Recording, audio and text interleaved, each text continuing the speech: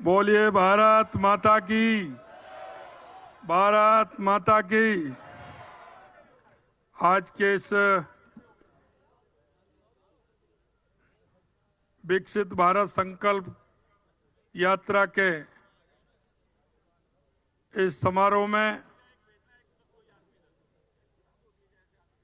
हमारे जयपुर शहर के सांसद सम्मानीय रामचरण बोहरा जी, हमारी पार्टी के वरिष्ठ नेता मालवीय नगर से विधायक सम्मानीय कालीचरण सराफ जी,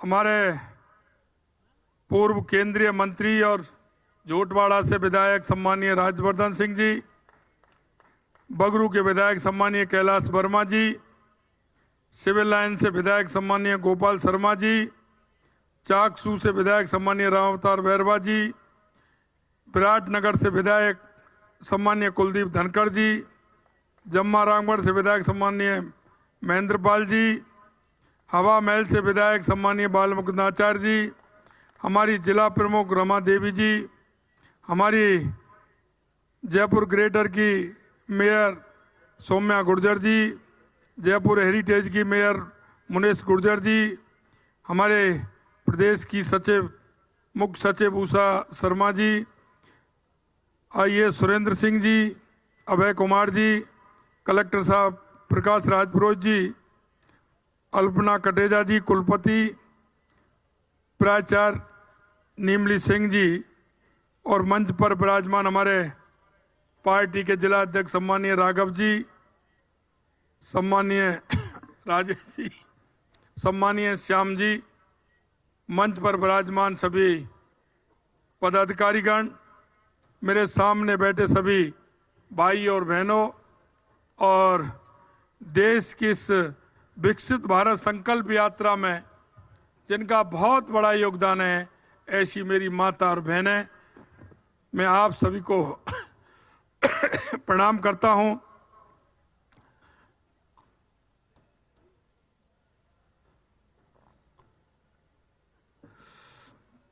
मैं आज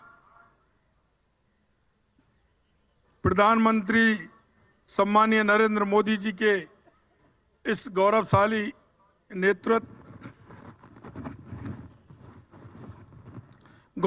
नेतृत्व विकसित भारत का सपना जो हमने सजोया है, हम सब आप मिलकर के इस विकसित भारत संकल्प यात्रा के माध्यम से जन जन की आवाज हम बनेंगे। आपने देखा है कि ये यात्रा एक ऐसी यात्रा है जो माननीय हमारे यशस्वी प्रधानमंत्री जी ने जन कल्याण योजनाओं के माध्यम से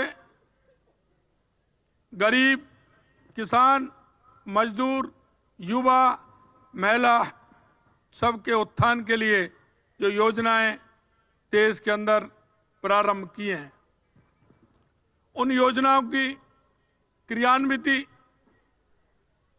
उन योजनाओं को कितनी पहुंची है, उनकी मॉनिटरिंग ठीक प्रकार से करना इस यात्रा के माध्यम से होगा।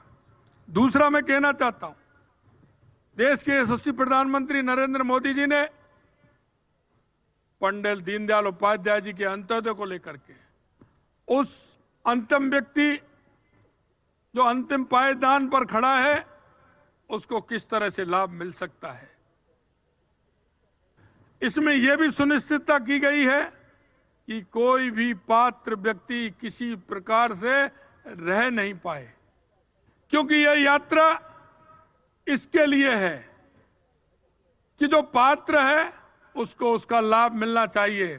इसके लिए माननीय यशस्वी प्रधानमंत्री जी ने एक प्रदेश का नोडल अधिकारी, एक जिले का नोडल अधिकारी, एक ग्राम पंचायत का नोडल अधिकारी, इन सभी को ये जिम्मेदारी दी है कि इस यात्रा के माध्यम से जिस गरीब के पास हम जाना चाहते हैं उसको जो सरकार की योजनाओं को लाभ मिलना चाहिए उसको लाभ मिला या नहीं मिला, जो उस सूची में है उनको कितना लाभ मिला है, यह भी हमारी जवाबदेही रहेगी कि जो इस सूची में उनको कितना लाभ मिला है, और वंचित हैं उनको लाभ मिलना चाहिए। उस पात्र व्यक्ति को उसमें फॉर्म भी भरेगा और उसका लाभ भी उसे मिलेगा। उसके लिए हमने राजस्थान स्तर पर कल ही हमने एक कमेटी गठित की है। वो कमेटी इस बात के लिए होगी कि उस पात्र व्यक्ति का नाम आने पर उसको उसका लाभ मिला या नहीं मिला, उसका पात्र व्यक्ति का उस सूची में नाम आया नहीं आया, अगर वो नहीं आया तो क्यों नहीं आया, इसकी भी जवाबदेही होगी। मित्रों, मैं कहना चाहता हूं, हमारे यशस्वी प्रधानमंत्री नरेंद्र मोदी जी ने किसान सम्मान निधि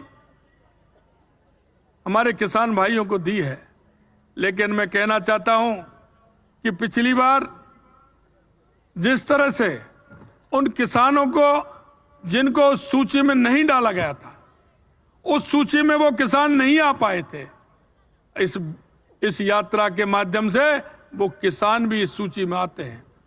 क्योंकि अगर किसी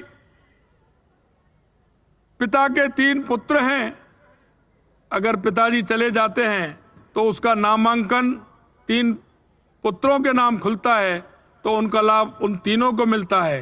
राज्य सरकार उनको तुरंत उस सूची में जोड़ करके उनको भी सम्मान दिलाने का काम करेगी। मैं आपसे इतना कहना चाहता हूं मित्रों कि हमारी सरकार महिलाओं के उत्थान के लिए, बालिकाओं के कल्याण के लिए और गरीब कल्याण के लिए कृत संकल्प है।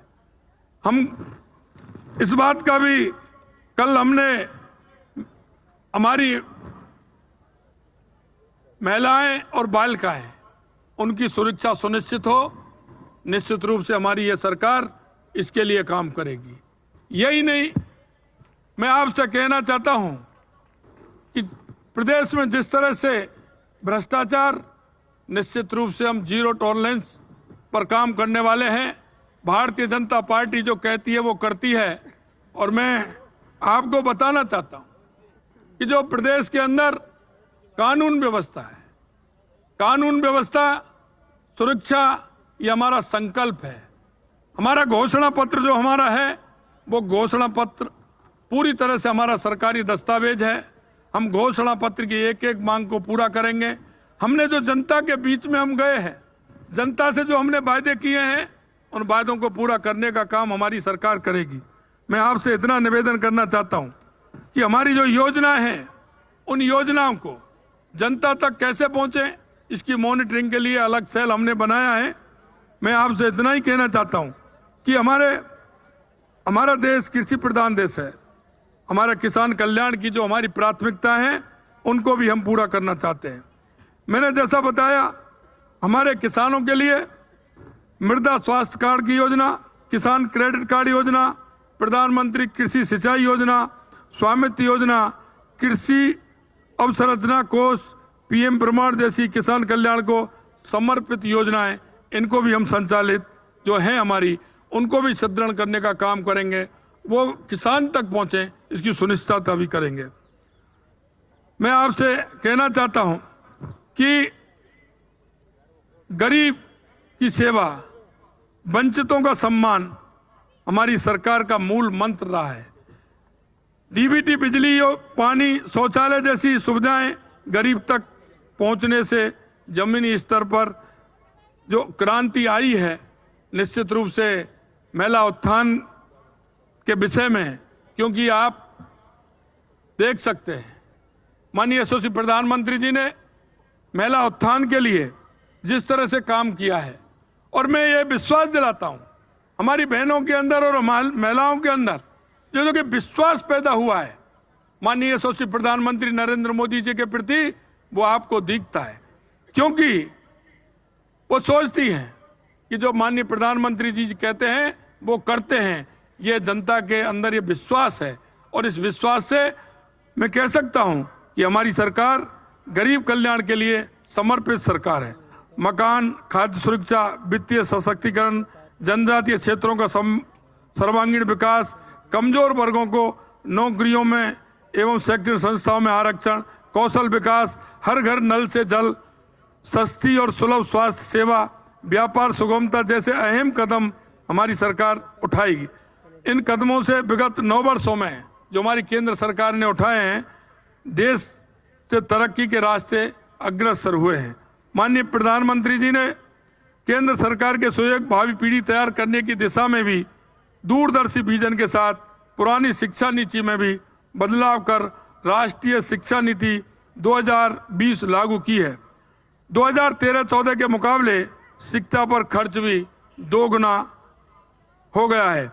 खेल स्पर्धा में भारत अब तक के सर्वश्रेष्ठ प्रदर्शन की ओर बढ़ा है। किसी भी गरीब को पैसे के अभाव में अपना इलाज न टालना पड़े तथा उसे अपने घर के पास ही बेहतर इलाज मिले, इस सोच के साथ स्वास्थ्य सेवाओं को सुदृढ़ बनाया जाएगा। ये हमारे यशस्वी प्रधानमंत्री नरेंद्र मोदी जी का विजन है। आयुष्मान भारत विश्व की सबसे बड़ी स्वास्थ्य योजना है। हेल्थ इंफ्रास्ट्रक्चर को मजबूत करने के लिए PM Ayushman Bharat health mission शुरू किया गया है। अस्पतालों के नेटवर्क को तेजी से विस्तार किया जाएगा। 2014 तक देश में केवल 8 एम्स थे, जो बढ़कर 23 हो गए। मेडिकल कॉलेज 641 से बढ़कर के 1341 हो गए। प्रधानमंत्री जन औषधि परियोजनाओं के माध्यम से ब्रांडेड दवाएं 50 से 90% दवाएं हो गई। मैं आपसे यही कहना चाहता हूं कि माननीय यशस्वी प्रधानमंत्री नरेंद्र मोदी जी का जो विजन है, उस विजन को हम आगे बढ़ाने का काम करेंगे। माननीय प्रधानमंत्री महोदय की अगुवाई में अंतर्राष्ट्रीय स्तर पर भारत की नई छवि का निर्माण भी हुआ है, जो हमें गर्व और गौरव की अनुभूति भी कराता है। विरासत के सहेजते हुए विकास के अभूतपूर्व कीर्तिमान इस विकास यात्रा में हासिल किए गए हैं। मैं सभी प्रदेश की देशवासियों से विकसित भारत संकल्प यात्रा, उत्थान और उन्नति के इस रथ को हर व्यक्ति की भागीदारी के साथ अपनी मंजिल पर पहुंचाने की अब नव पहल है। इस यात्रा के लिए भारत सरकार की ओर से 280 सुसज्जित रथ भिजवाए गए हैं, जो 17 दिसंबर 2023 से 26 जनवरी 2024 तक प्रदेश की सभी ग्राम पंचायत और शहरी निकायों तक ये पहुंचेंगे। मेरा आग्रह है कि आमजन, जनप्रतिनिधि, अधिकारी, युवा, प्रबुद्धजन, विद्यार्थी सहित सभी प्रदेशवासी इस यात्रा में बढ़ चढ़ करके भागीदारी निभाएं। वंचित व्यक्तियों को योजनाओं के लाभ के प्रति जागरूक करें, उन्हें योजनाओं से जुड़ने के लिए प्रेरित करें, उनका सहयोग करें। लाभान्वित व्यक्ति अपने अनुभव का साझा करें। यात्रा के दौरान उल्लेखनीय उपलब्धियां अर्जित करने वाली पंचायतें, विद्यार्थियों, कार्मिकों को सम्मानित भी किया जाएगा। हम सब के विकास की यात्रा है। आओ हम सब मिलकर इस सफल बनाएं, विकसित भारत का संकल्प पूर्ण करने की दिशा में मिलकर कदम उठाएं और इस विकसित संकल्प यात्रा को सफल बनाने का काम करें। मैं आपसे इतना ही कहना चाहता हूं कि हमारे सभी जनप्रतिनिधि, हमारे सभी अधिकारीगण, क्योंकि मैं मित्रों एक बात आपसे निवेदन करना चाहता हूं। हमें कभी कभी हमें बात बड़ी बड़ी करते हैं, लेकिन मैं आपसे निवेदन करना चाहता हूं, मैं जनप्रतिनिधियों से भी निवेदन करना चाहता हूं, मैं हमारे अधिकारी, कर्मचारी सभी से मैं निवेदन करना चाहता हूं, क्योंकि कहावत है कि मुर्गी के लिए तकुआ का घाव बहुत होता है। हम उस अंतिम व्यक्ति तक पहुंचते हैं, वो हमारा इंतजार कर रहा है, वो उस अंतिम पंक्ति में खड़ा है, उसको जो लाभ उसको मिल सकता है वो उसके लिए बहुत बड़ा होता है। हम इस पुण्य कार्य में सभी भागीदारी बने। इस पुण्य कार्य को आगे बढ़ाते हुए हमारे देश के यशस्वी प्रधानमंत्री नरेंद्र मोदी जी ने जो इस विकसित भारत संकल्प यात्रा के माध्यम से उस गरीब व्यक्ति के तक पहुंचने का एक माध्यम बनाया है, और मैं आप सभी से कहना चाहता हूं, हम उसके एक भाग बन करके एक एक उस व्यक्ति के पास जाना है, उसको जो लाभ से वंचित है उसको लाभ दिलाना है। ऐसा मैं आप सभी से निवेदन करना चाहता हूं। मैं सभी प्रदेशवासियों से यह आह्वान करना चाहता हूं कि आप सब मिलकर के इस पुण्य कार्य में आएं, आगे बढ़ें और इस यात्रा को सफल बनाएं। आप सभी को बहुत बहुत धन्यवाद। सभी को नमस्कार। जय हिंद, जय भारत।